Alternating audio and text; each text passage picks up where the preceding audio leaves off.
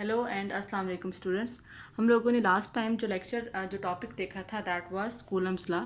Coulomb's law को हम लोगों ने बहुत इन डिटेल पढ़ा कि उसकी स्टेटमेंट क्या है, उसकी मैथमेटिकल फॉर्म क्या है, उसकी वेक्टर फॉर्म क्या है और उसमें मीडियम का इफ़ेक्ट क्या होता है। और सबसे इम्पोर्टेंट चीज़ की जो आपका टॉपिक है कूलम्स लॉ, ये लॉन्ग, शॉर्ट और एमसीक्यूज तीनों के लिए क्या है, बहुत ज़्यादा इम्पोर्टेंट है। आपका जो नेक्स्ट टॉपिक है वो है फील्ड्स ऑफ फोर्स।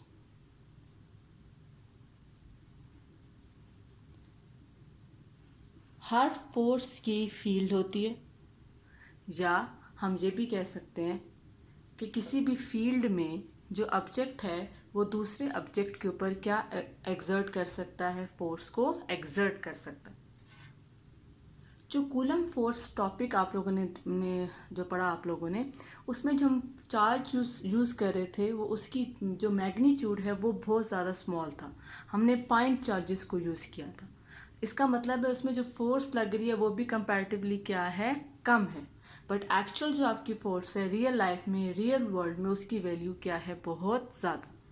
आपकी लैपटॉप में इलेक्ट्रिक फोर्स यूज़ हो रही है, आपके सेल फोन में इलेक्ट्रिक फोर्स यूज़ हो रही है, आपके टीवी में यूज़ हो रही है। इसके अलावा सबसे important, even your brain, in your eyes, हर जगह आपका यूज़ किसका है, इलेक्ट्रिक फोर्स का है।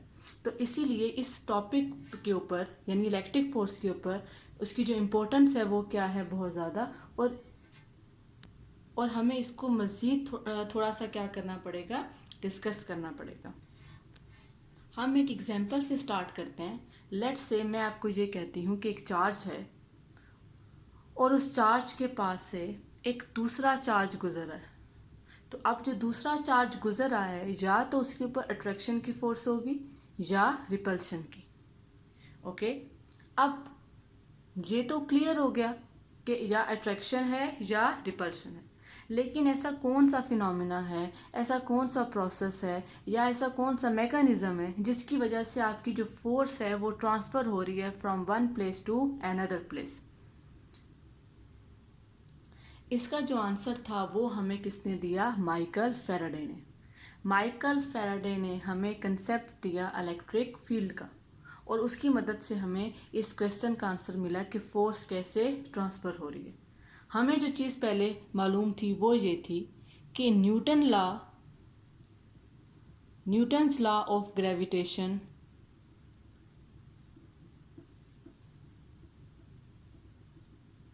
gives us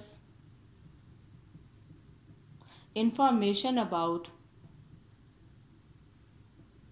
gravitational force, while Coulomb's law gives us information about electric force. But हमारे पास दो क्वेश्चंस आए। जो आपका फर्स्ट क्वेश्चन था वो क्वेश्चन ये था, what is origin of these forces. And जो सेकंड क्वेश्चन था वो वही वाला था जो हमने पहले डिस्कस किया है, how force is transmitted from one body to another body.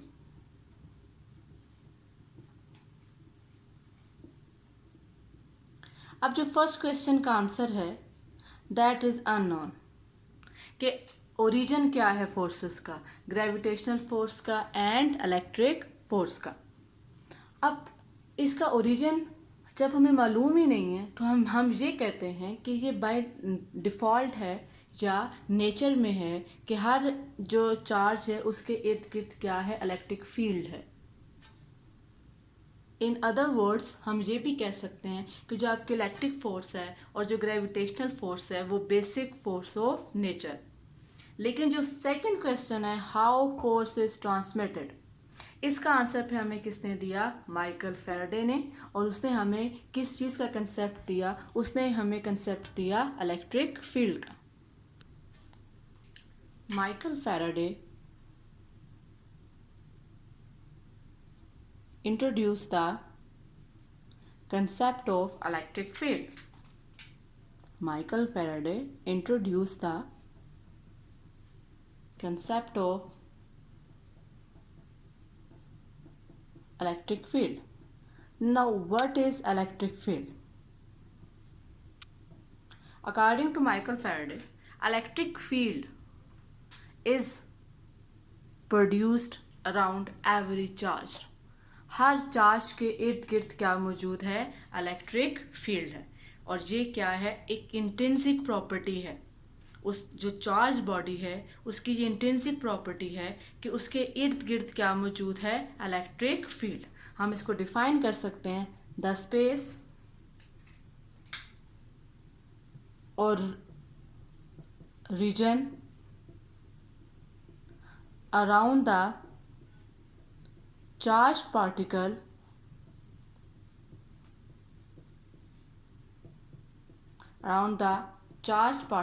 in which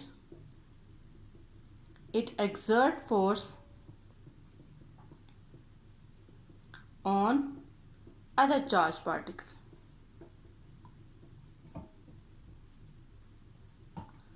On other charged particles. It means ये हर चार्ज के गिर्द एक जगह है और जब आप इस स्पेस में कोई दूसरा चार्ज रखेंगे तो उस दूसरे चार्ज में या तो अट्रैक्शन की फोर्स होगी या तो रिपल्शन की फोर्स होगी। और यहीं से हमारे पास एक थ्योरी आई जिसको हमने नाम क्या दिया? Michael Faraday theory. अब ये पेपर में आपका शॉर्ट क्वेश्चन आ सकता है कि what is Michael Faraday theory, तो हम उसको थोड़ा सा देख लेते हैं। ये जो आपकी माइकल फैराडे थ्योरी है, इट कंसिस्ट ऑफ 2 स्टेप्स। इसके 2 स्टेप्स हैं, बड़े सिंपल, बहुत सिंपल स्टेप्स हैं। पहला स्टेप ये है, every charge has electric field around it. Every charge has electric field around it. अगर मैं इसको पिक्चर में बनाना चाहूँ तो लेट्स से ये आपका एक चार्ज है और इस चार्ज के इर्द गिर्द क्या मौजूद है? इलेक्ट्रिक फील्ड आपकी क्या है? मौजूद है। ये माइकल फैराडे थ्योरी का फर्स्ट स्टेप। और इस चार्ज को हम क्या नाम देते हैं? Source charge. Keep in mind, this charge is source charge. Why it is source charge? Because its magnitude is large. Every charge whose magnitude is large is called source charge. हम इसको ऐसे भी कह सकते हैं कि जिस चार्ज की फील्ड ज़्यादा है, स्ट्रॉन्ग है, जिस चार्ज का मैग्नीट्यूड ज़्यादा है, उस चार्ज को हम क्या नाम देते हैं? Source charge. जो इसका नेक्स्ट स्टेप है वो ये है, when the test charge is placed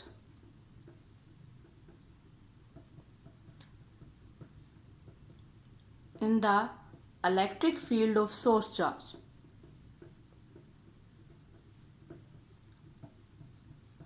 then force will exert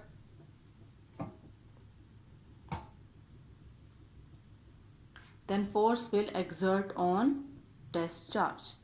आपका जो टेस्ट चार्ज है उसके ऊपर क्या एक्सर्ट होगी? फोर्स एक्सर्ट होगी।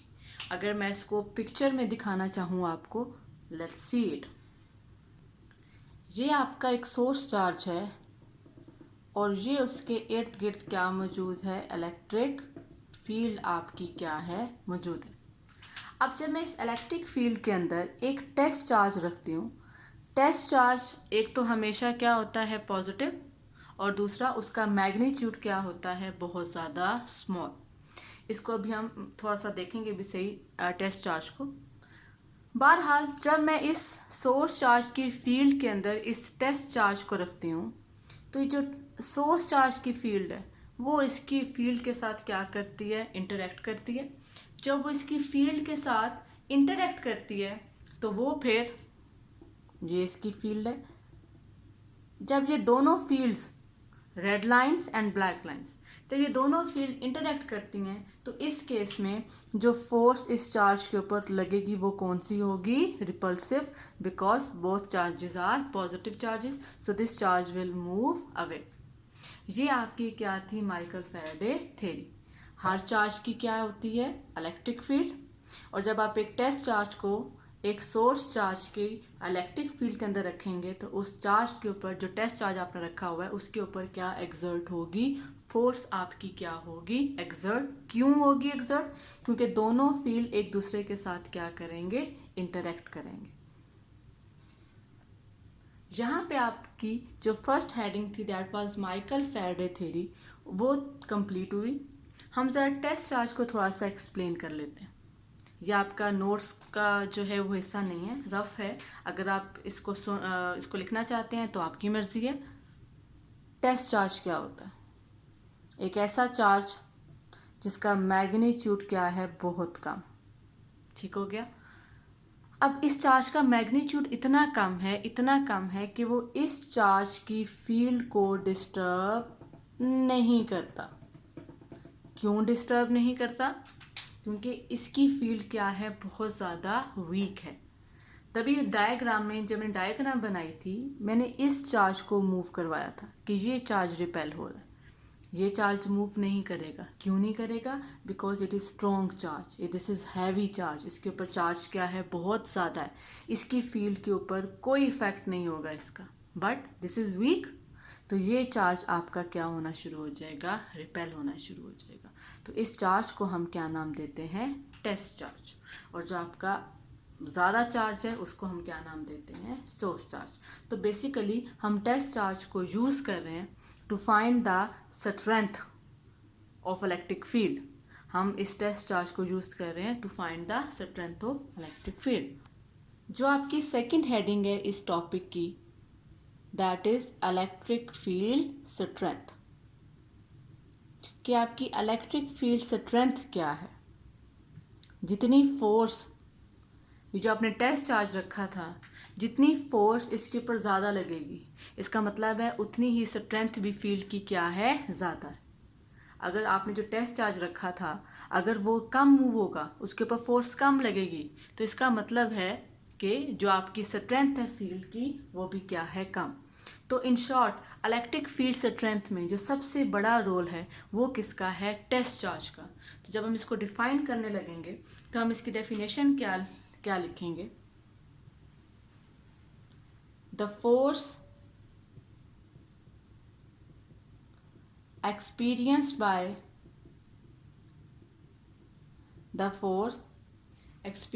by test charge when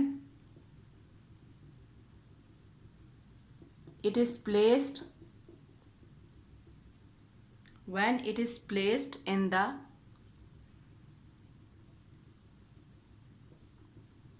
field of source charge।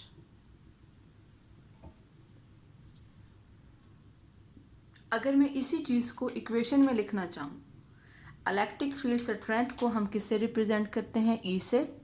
अगर मैं इसी चीज़ को इक्वेशन में लिखना चाहूँ तो इलेक्ट्रिक फील्ड क्या है? Force experienced by test charge. जब अपने टेस्ट चार्ज है, लेट्स सपोज उसको मैंने किससे रिप्रेजेंट कर दिया? क्यू नॉट से। तो जो आपका टेस्ट चार्ज है वो जो फोर्स एक्सपीरियंस कर रहा है उसको हम क्या नाम देते हैं? Electric field strength. आप ये बताएं, force is a vector quantity, then obviously electric field strength will also be a vector quantity and its unit will be, force का यूनिट न्यूटन, चार्ज का यूनिट कूलम, तो फिर आपका इलेक्ट्रिक फील्ड स्ट्रेंथ का unit क्या बना? Newton पर coulomb. और it is a vector quantity. Equation से भी आपको क्या हो रही है? ये वाली चीज़ क्लियर हो रही है। इस इक्वेशन को देखते हुए अगर मैं आपसे एक सवाल पूछूं, what is direction of electric field, तो आप मुझे क्या बताएंगे? आप इक्वेशन को देखेंगे, Q not is a scalar, F is a vector. इसका मतलब है जो डायरेक्शन फोर्स की है वही डायरेक्शन किसकी है, इलेक्ट्रिक फील्ड की। तो फिर हम लिख बताएंगे क्या, the direction of electric field is same as of direction of electric force. So हमारे पास जो सेकंड हेडिंग है वो जिस पॉइंट पे ख़त्म हुई है वो पॉइंट क्या है, electric field has same direction as of electric force. जो हमारे पास थर्ड हेडिंग है वो हमारे पास है, अगर हम इलेक्ट्रिक फील्ड स्ट्रेंथ को मेजर करना चाहते हैं due to a point charge, electric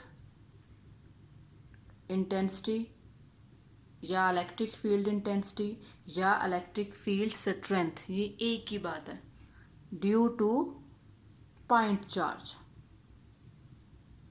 जैसे हमने कूलम फोर्स को निकाला था पॉइंट चार्ज के लिए, इसी तरह अब हम इलेक्ट्रिक इंटेंसिटी को भी निकालना चाह रहे हैं पॉइंट चार्ज के लिए।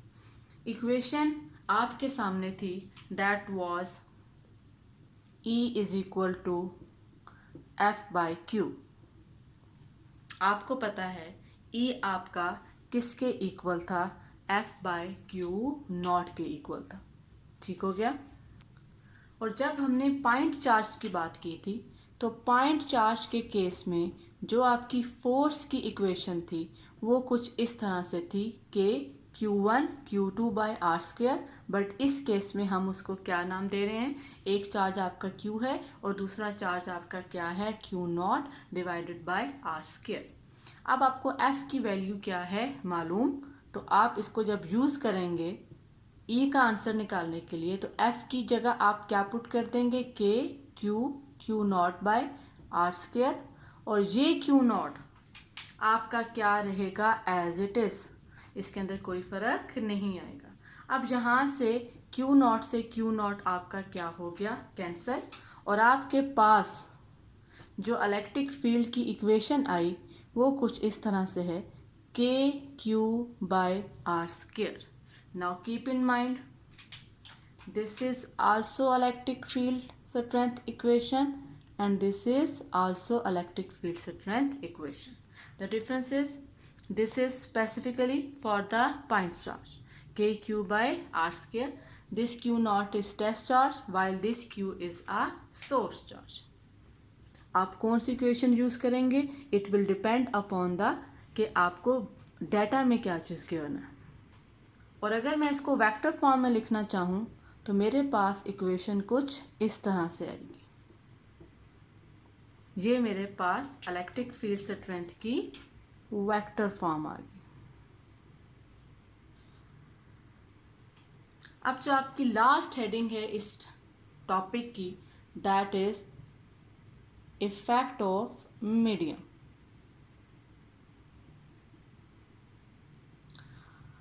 अगर आप थोड़ी सी कॉमन सेंस को इस्तेमाल करें तो आपने इक्वेशन में देखा था E is equal to F/Q। तो जब मीडियम रखने से, डाइलेक्ट्रिक मीडियम रखने से फोर्स कम हो रही है तो दोनों का ताल्लुक आपस में क्या है, डायरेक्ट है। तो जब फोर्स कम हो रही है तो ऑब्वियसली आपकी इलेक्ट्रिक फील्ड भी क्या होगी, कम। कितनी, जितनी फोर्स कम हुई थी, that was by a factor εr। सो आपकी इलेक्ट्रिक फील्ड स्ट्रेंथ क्या हो जाएगी, रिड्यूस हो जाएगी बाय अ फैक्टर εr। और जैसे आपकी फोर्स की इक्वेशन थी आपकी, that was F' is equal to F/εr। Similarly आपकी यहाँ पर इलेक्ट्रिक फील्ड की इक्वेशन क्या आएगी, E' is equal to E/εr।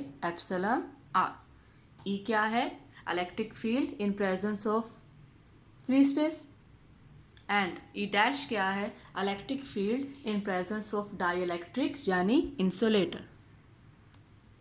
अब इस टॉपिक को अगर मैं समराइज करूं तो हम लोगों ने इसमें मेन चीज़ ये पढ़ी कि फोर्स कैसे ट्रांसफ़र होती है from one body to another, और उसका आंसर हमें किसने दिया, माइकल फैराडे ने, और उसने हमें कंसेप्ट किसका दिया, इलेक्ट्रिक फील्ड का। उसी को हमने थोड़ा सा इन डिटेल क्या किया, डिस्कस किया। नेक्स्ट लेक्चर में हम थोड़ा सा इमेजिन करना चाहेंगे कि आपकी इलेक्ट्रिक फील्ड होती कैसे है। अगर आप उसकी ज़हन में पिक्चर बनाएं तो आप उसकी पिक्चर किस तरह से बनाएंगे कि इलेक्ट्रिक फील्ड किस तरह से दिखाई देती होगी। You only need to imagine it. तो वो हम देखेंगे आपका next lecture, that is electric field lines.